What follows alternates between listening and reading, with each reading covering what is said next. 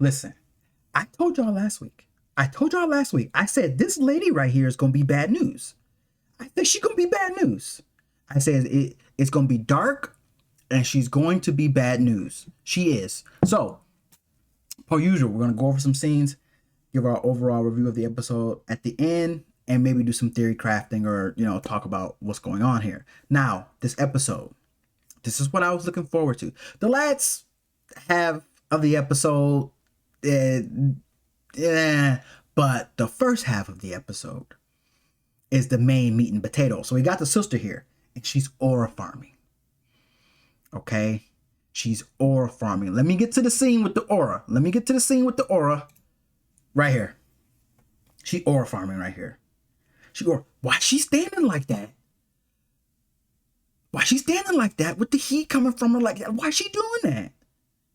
She trying to intimidate these dudes. It gets crazy.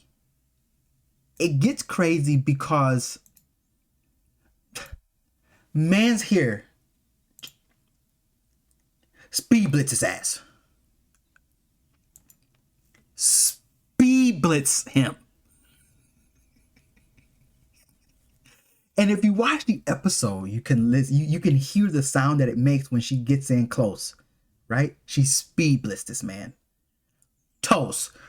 Look at the aura underneath his feet, right there at his feet. Look at that. Speed blitz him. Right? Now she didn't knock him out. Surprisingly. He wasn't knocked out. But he's toast. This dude broke it. Nothing. Listen. What's happening here is what I thought was going to happen, that she was just going to be too much for them. I assumed she was going to be too much for them because she's just down there. Right? And the way she's talking, the way she's walking, she is not intimidated by these three at all. Not even a little bit. And what gets me about this whole thing, go to another scene here.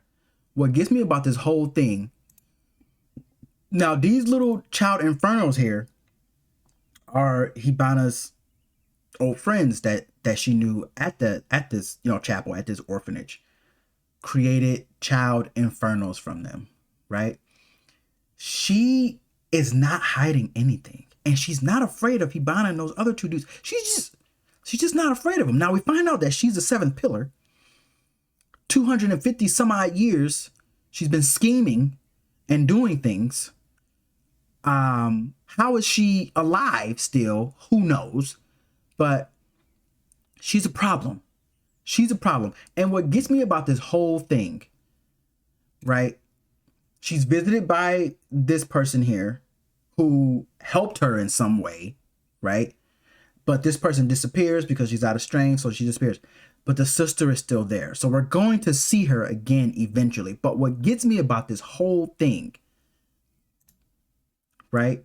She's a seventh pillar. But what gets me about this whole interaction here is that Hibana didn't do anything. She didn't do anything. Let me see if I can get to a scene here where it looks like she's about to...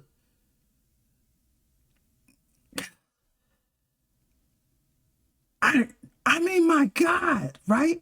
She's upset, obviously, right? These two just got rocked. She's standing off to the side. The sister is standing right in front of him. Hibana didn't do anything. She didn't do anything. In terms of fighting, she did nothing. That's what gets me the most about this episode. Now, some people may say she's in shock. She might be distraught because those child infernos came up. She's still in shock to see the sister there. Whatever the case may be. Hibana's upset. She even said that she was there to take revenge on the people that set the fire, killed her friends, and so on and so forth. But she did nothing. She did absolutely nothing. And that's what gets me the most about this episode. That Hibana didn't do anything. anything. These two dudes got rocked, right?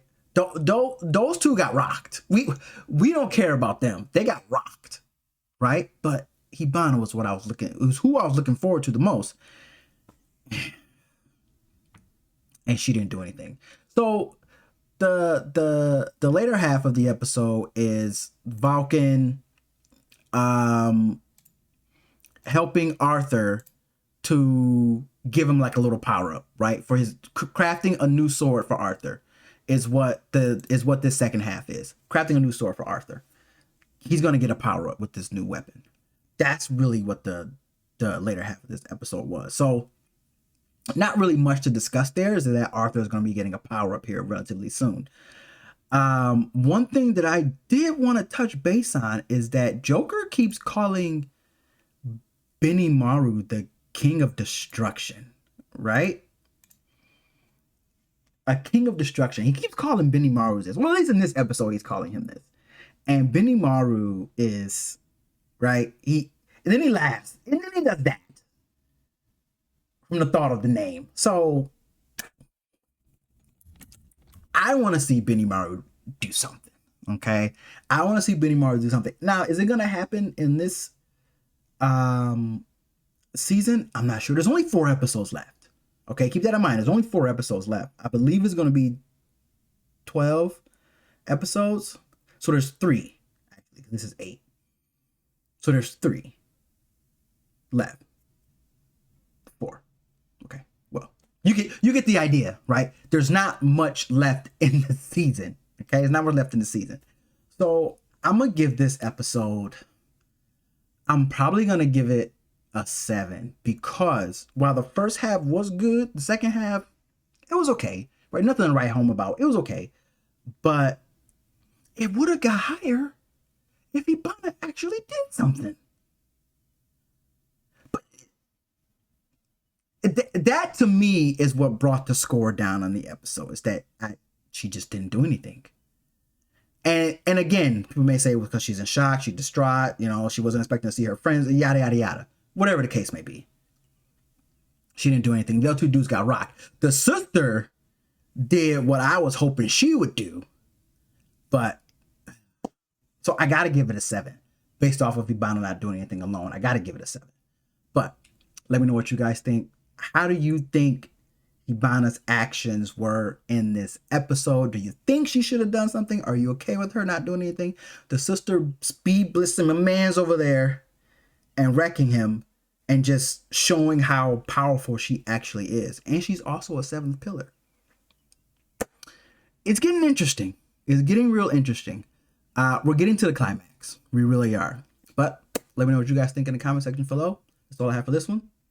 Keep on keeping on.